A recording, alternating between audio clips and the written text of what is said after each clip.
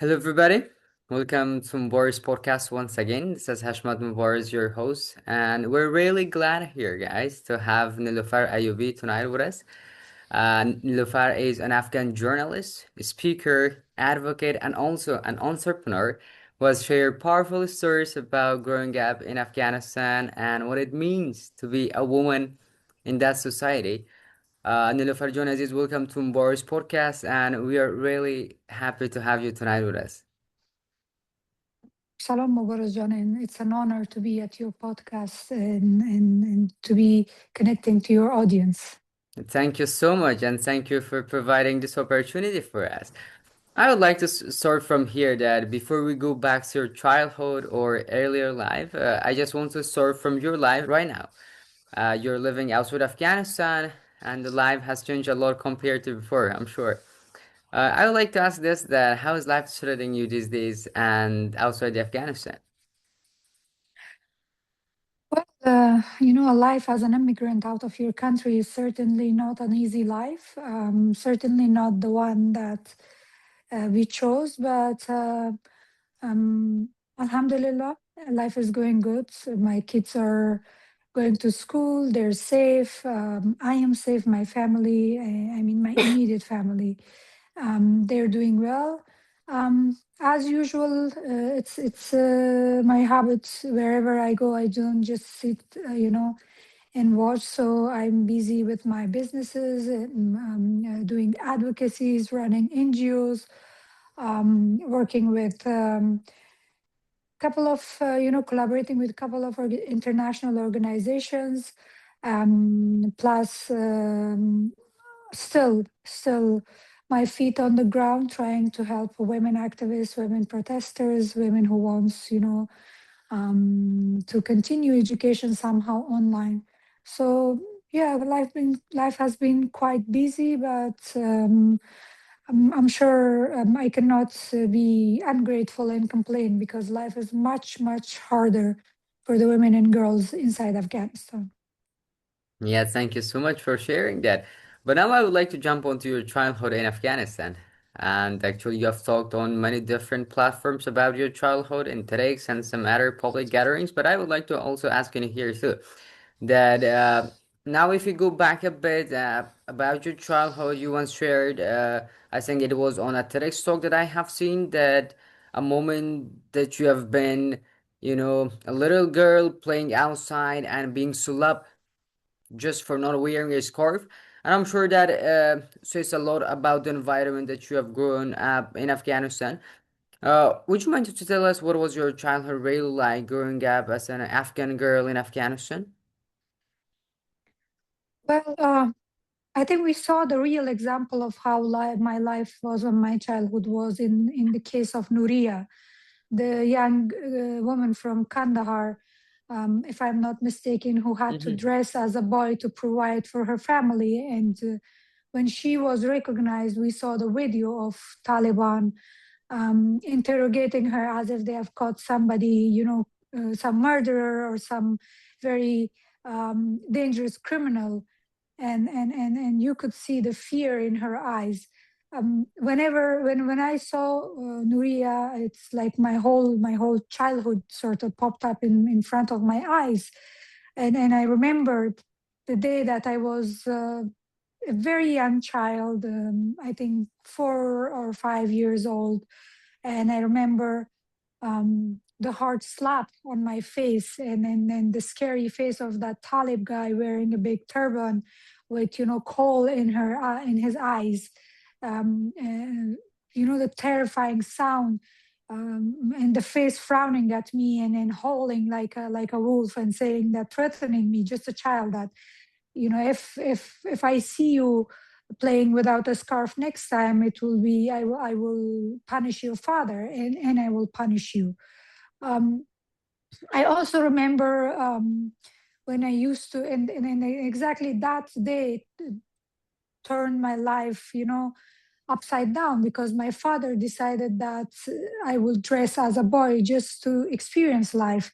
Because among my siblings, I was the only child who was born in this darkness. When the Taliban was ruling, I was born and I was being raised in this situation. and we had no idea how long and how many years they will last. So my father, who's an educator, who was a very, very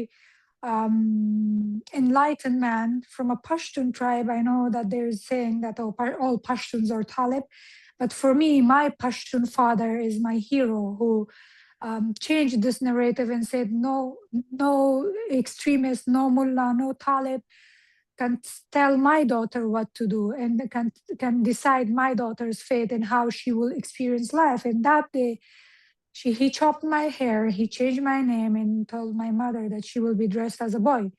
And from the next day, I remember every day I will be holding his hand and going to the market, even to the school, because at that time the boys' school were open, just like today.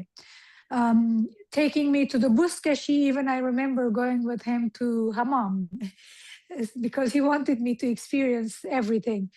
Um, Among all these experiences, I do have some very, very horrible memories which I cannot, forget.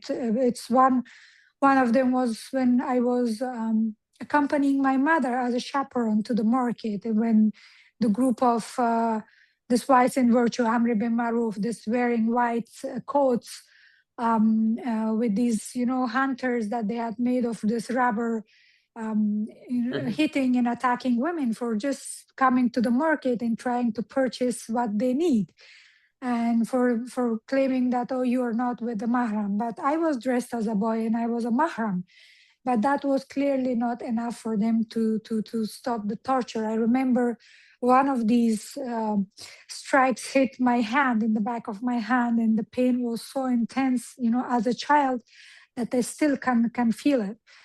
The next horrible experience that I had, that, as I mentioned before, my father used to take me even to the Buskashi games. I have Mhm. grown up in Kunduz, North Afghanistan, so that is the place where Buskashi and these northern games are born. So I remember we were watching Buskashi, hundreds and thousands of people were there, and suddenly the game stopped in the middle. And then an ambulance came, two doctors covered from head to toe, even wearing masks, and then they just got down two people. Because I was too far, so I remember them bringing these men down. I don't know if they were awake or they were, unconscious. And the next thing I see that they cut their hands off right in front of this crowd, and then they put their hand in the burning oil to stop. Whoa. Oh. Uh, to stop the bleeding, and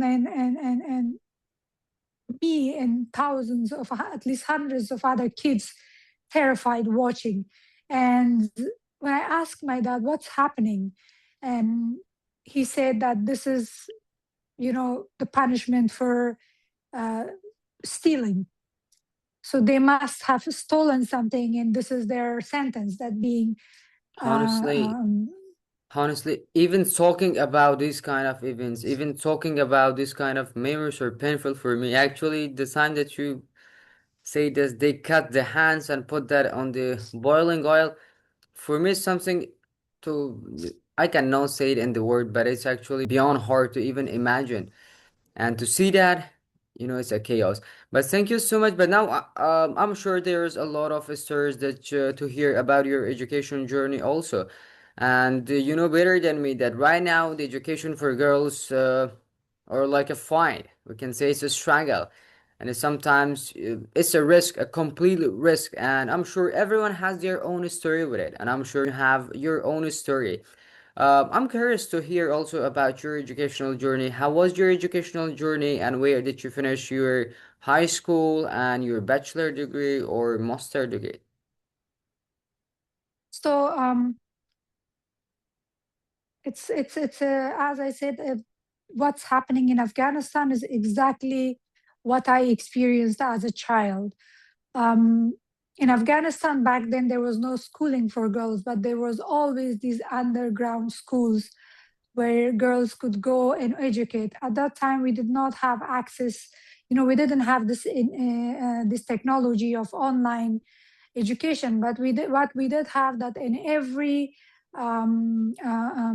street there was a teacher who would, the girls would go to their homes and they would learn how to read and write. But the primary education for everybody was going to masjid and learning Quran, which was compulsory. And even for that, as a girl child, you were only allowed to go there until the age of 6 or 7, I think, not more than that. Mm. So I got my education in an underground schooling in my street. Uh, my teacher who taught us, her father was a doctor, but she was a Which teacher province were you before. living? Sorry for Kunduz. interruption. Kunduz, yeah. I was living in the center of Kunduz. So until the Taliban fall, I was studying in underground school, but I was so much involved in education and so excited to learn that I think I was this always curious child of the class. And also at home, my father will work a lot with us. And when the Taliban collapsed, when I went to school, I remember that as a young child, my father said, okay, but my father, raised us in the way that we were very self efficient. So I went to school. I took, the taskiras. Even at that time, the taskiras were made in a way that the guy who does the taskira, he was a student of my father. He came at home and he said, okay, we have to make taskiras. And my father was like, okay, just he slapped any age for us, just for us to be able to go to school. So my age was pushed 2 years ahead, so I could go to school. And, Yeah. and then I went to school and the teacher said, come. And I remember I said read. So if there was a book from first grade. I read the book, a few lines, and then said, okay, do this very simple math of multiply. Do this. And then I was like, okay, I did this. He said, okay, you're good. You can go and sit in the class second. And I Mm-hmm. was like, really? And she was like, yeah, you know the basics, so you can go and sit. So I started school from the class second. And then I remember every year I would, there was this imtione liaquat. I don't know how do we say it in English, Mm-hmm. but if you complete 70, 80, 85% marks in your graduation, then you have a chance of preparation and then to give exam for the next class and skip one class by Yeah. giving the exam instead Mm-hmm. of studying. So I finished school in very, very, very quick. I would study 1 year and I would jump one class and study 1 year and jump the other class. Oh. By the time yeah, and by the time I graduated, I think I was 16, but I was very tall. So nobody questioned my age. Also on the papers, the age was pushed. So it was good for me so I could go to university. In the concours exam, I remember I got my first choice, which was English literature in Kunduz University. I was very happy. And then when I did my bachelor's in English literature, the next degree I have double bachelor. So I went to Wow. India for business, BBA. Oh. And when I got that done, I was doing my master's in governance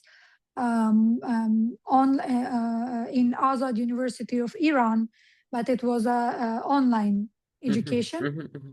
I only had to go exams in the Azad University in Kabul.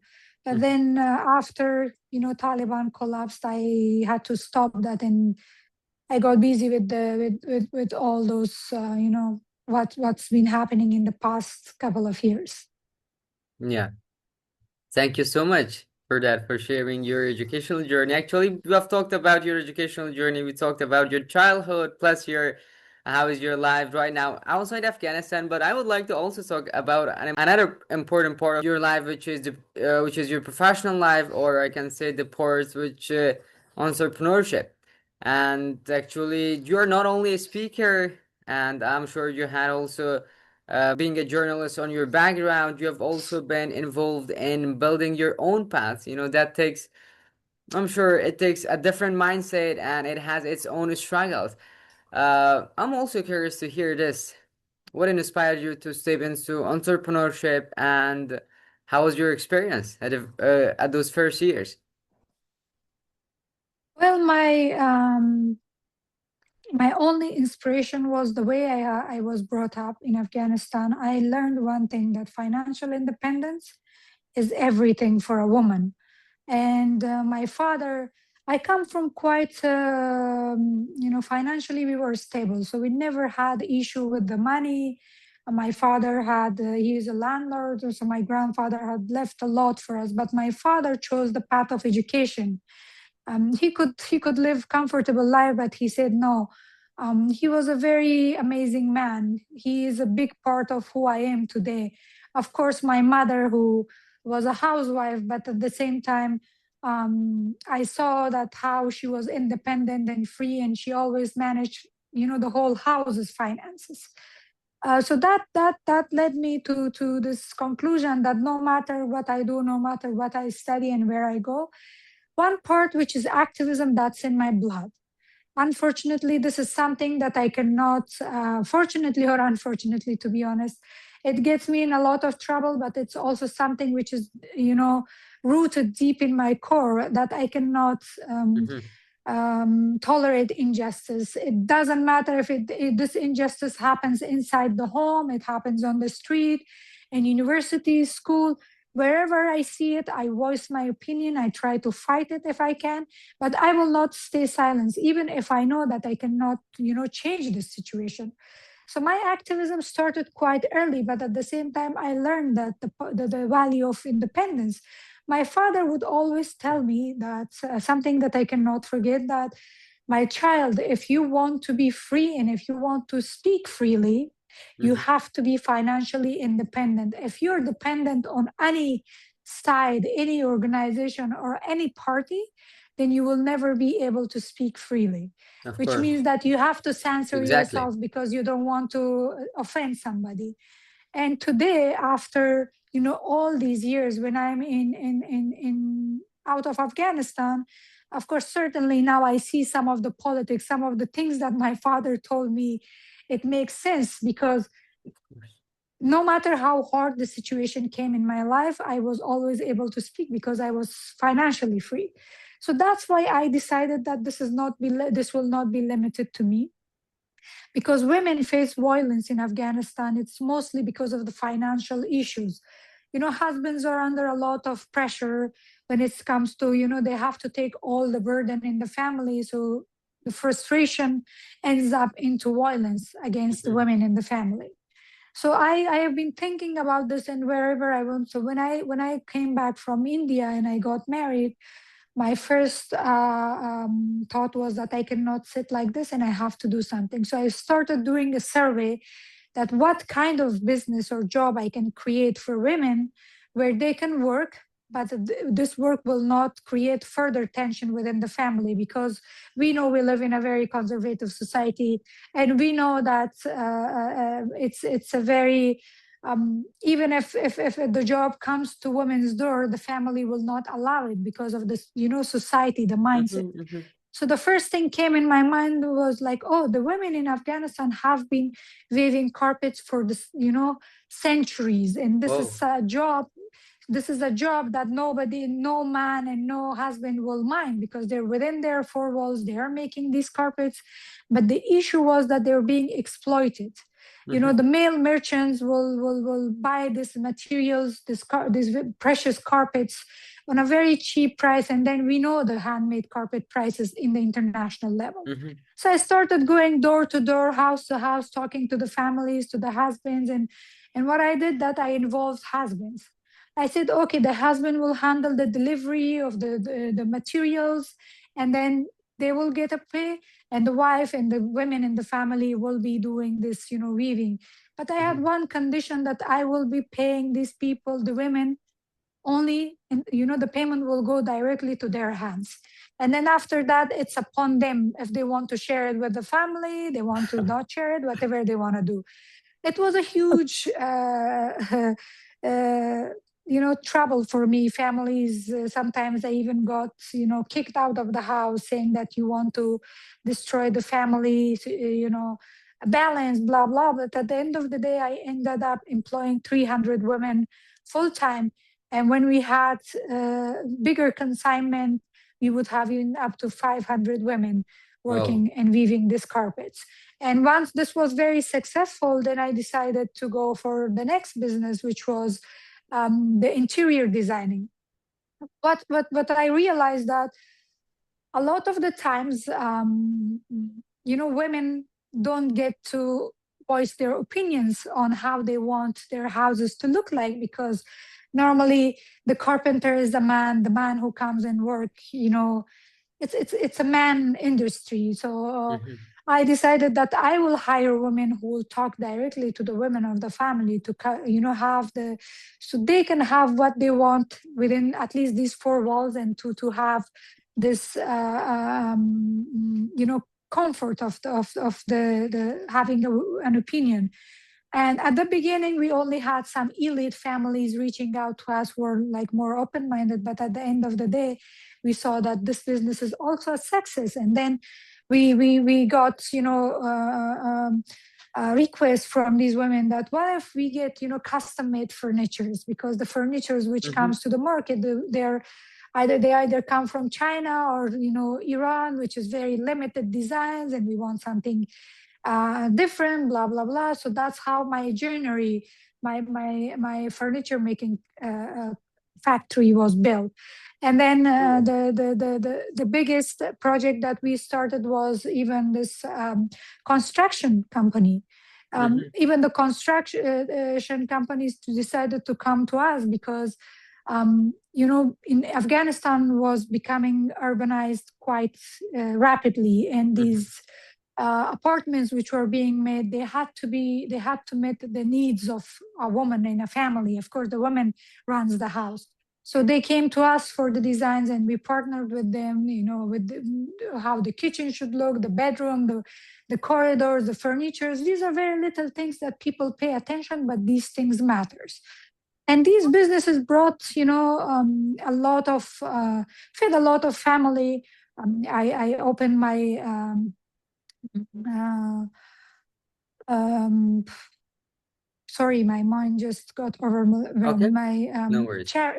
sorry, my charity Oh, foundation, which is on my daughter's great, name, Bibi Mariam. And great. in this charity, we targeted the widows of the army soldiers who were fighting at the front Mhm, and who lost their lives. And we know how little the government at that time were able to help them. So we had 15,000 families covered and helped, in all these profit which would come through our revenues from the companies. We would put a percentage to this foundation, and it would support these families. great. And we were we were doing trainings, capacity buildings for these women. We were creating job at home, sewing, carpentry, blah blah, whatever that they wanted, that worked for them in that conservative society. So at least they could earn something. We just did not give food or ration. We try to, they say that you shouldn't always feed the hungry fish. You should teach them how to catch a fish. Yeah. So we were basically trying to use that formula. And I'm very proud of what I did in a very limited time, and I think it was quite successful up until the Taliban took over. Actually, you did a great job, and you have done your responsibility toward your people, toward your gender, and toward those people who are in need. But as I have read your background, Nilofar Aziz, you have also has had some experience in journalism also. And I'm sure you understand this better than me that the journalism right now is not easy, and it was not easy in the last 20 years, especially for Afghan women. I'm sure it was risky and it has its own responsibilities and challenges. Would you mind to tell our audience also that how was your experience working as a journalist, and what did it mean to you, to work as a journalist, plus that as you had some other works to do, like your, professional life, your own life, your, your companies, and and the other tasks that you were doing on that time. Well, yeah, I was doing quite a lot. I'm also a gynecologist. When I was in Kunduz studying this English literature at the same time because there was nothing much to do in Kunduz. So I was like, oh, half a day I'm going to university. What will I do with the other half? So I Mhm. decided to go to gynecology, and then I decided to providing services at the villages to the women, like sharing information about personal hygiene, menstrual issues, about various issues that women in the rural areas were not aware, and which was quite taboo. The same comes with my journalism. When I was in India, when I was doing BBA, I decided to take courses in journalism. And when I came back, as I said, as soon as came back, I got married. And then the newspaper Asia Time Afghanistan, which was run by my husband, Oh. I took over Asia Time Afghanistan as a CEO, and from there we continued our activities, and I was editor in chief there. And we had this. We also for in 2017 we launched Peace Media and Good Governance Institute because there was these talks of. Peace talks with the Taliban. It was just right before the peace talks were beginning with the Taliban, and we were like thinking, what should we do to raise more awareness? What should we do to have you know, also try to help, give a hand to the government offices in building more capacity, and also how to navigate the media, because media is the main, one of the very main pillars when it comes to politics, and when there is a war or something is happening, media narrative actually shapes a lot of the situation in the country. And also what's going to come peace, if we are going to have this peace talk with the Taliban, shouldn't we have first to do this peace among the tribes, among the people within Afghanistan, within Afghans, and then move towards making peace with Taliban? And this is what we were working. We had the biggest jirgas in Mashriki, in North Afghanistan, Mazar-e Sharif, in Herat. If you go search on media, you will have a lot of information on this. On the Mhm. good governance, we tried to run a survey we launched this awards event where we would be awarding best managers from each sector, from health, from government, from security forces, from private sector. And then we would literally be doing, from the bottom top. We did these surveys quite discreetly. We saw who, and like it took months and months of research to choose these people and then Mhm. award them, just to encourage other people in a higher position, to work more and sort of say no to corruption. Then the next one was in support of Afghan women. We had Women Leaders Award, where we awarded the best women in their sectors in Afghanistan. Mhm. Meanwhile, in peace media and governance, as I said, we try to do capacity building for the media. We try to work with them on psychological warfare. We had an amazing group of scholars who worked voluntarily to work on the policy research, on papers, on government structures. Even I remember when the peace ministry was being built, our scholars were the one who, sort of tried to help them structure the ministry. So these are the kind of things that we did. At that time, I was very less in the media and more into the work because there was no time to be in front of the media. But it was not an easy job. I used to receive threats all the time. I survived two assassinations in Kabul, Oh. especially post 2020 when I started talking publicly against peace talk, because the news which was coming out from these peace negotiations, Mhm. I was very vocal saying that there is no peace without women at the table. The women will not be going back or leaving all these progresses that they have done. I formed with a group of amazing women the first group of protesters which went to the streets, the Women Peace Political Participation Network. Mhm. So women from across Afghanistan came together under one umbrella, and we demanded that women want political participation. Mm-hmm. no matter in what government you're talking, no matter what we are moving ahead to. We started this in 2020, way ahead of any other group that we know. And then we were protesting, we were holding press conferences, um, um, and that's why I we were many of us were the targets, and there was Mm-hmm. this list of 100 people who would be killed by Taliban leaked in BBC, if you remember, that many of those people really got assassinated. The names was there, our names were there. Mm-hmm. I had to leave even Afghanistan for 2 months after the assassination attempt, and stay in Dubai. And then I said, no, this is not going to work. So I came back to Afghanistan to continue the fight. And as I said, my businesses were just one part of the just to keep myself independent. So when I go and do advocacy, nobody can Yeah. point out a finger to me that you're funded by some foreign entity or you're funded by the government. I was a very independent, and I still am a very independent person. Hence, you see quite a lot of campaigns against me from time to time. But yeah, this is how I work, how I function, and even today, Wow. it's the same case. I support myself and my family, and the cause that I fight for, I support it through my businesses, and then I fight, That's great. be it social media, be it media. I currently write for the very important publication like the Hills, like the Horizon, which goes directly to the on the desk of policymakers in the United States, and they truly read it. And I Mm-hmm. have a lot of meetings. I attend a lot of meetings which are back, behind the doors, which are related to the security situation in Afghanistan, which are related to the future of Afghanistan, and meanwhile trying my best to support education in Afghanistan as much as possible.